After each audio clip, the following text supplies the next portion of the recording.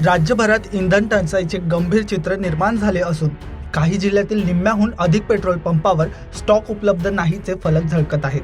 चिखली शहरात ज्या पंपावर पेट्रोल आणि डिझेल उपलब्ध आहे त्या पंपावर मात्र वाहन चालकांची अक्षरशः तोबा गर्दी पाहायला मिळत आहे।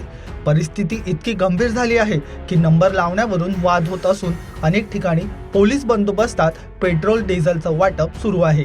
डिझेल टंचाईची समस्या गंभीर होत असून त्याचा फटका थेट शेतकऱ्यांना बसत आहे। खरीप हंगाम अवघ्या काही दिवसांवर येऊन ठेपला असताना शेतीची पूर्वतयारी सुरू झाली आहे।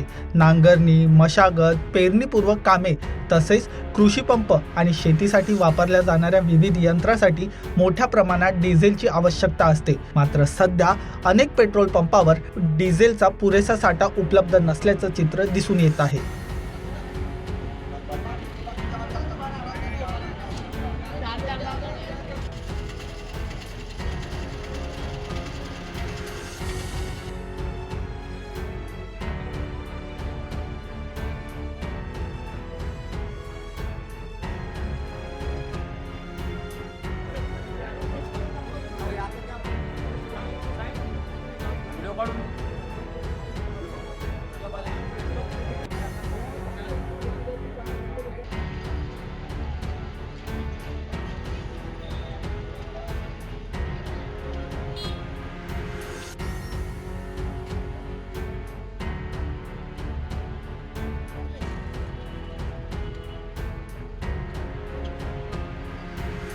सध्याच्या परिस्थितीला डिझेल इंधन टंचाईमुळे फार लोकांना त्रास होत आहे।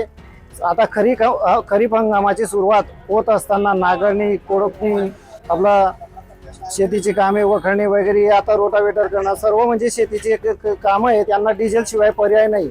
म्हणून डिझेल टंचाईमुळे फार शेतकरी हैराण झालेत आणि रांगा लावायला लागत आहेत। पेट्रोल पंपवाले सुद्धा डिझेल नसल्यामुळे ते सुद्धा 10-20 लिटर प्रत्येकाला देत आहेत। ते बिचारे डिझेल वरूनच येत नसून ते बिचारे काय करतील, म्हणून माझी शासनाला विनंती आहे ती आता पेरणीच्या खरीप हंगाम सुरू होत असताना ही जी अडचण आहे ही दूर करायला पाहिजे, एवढी विनंती।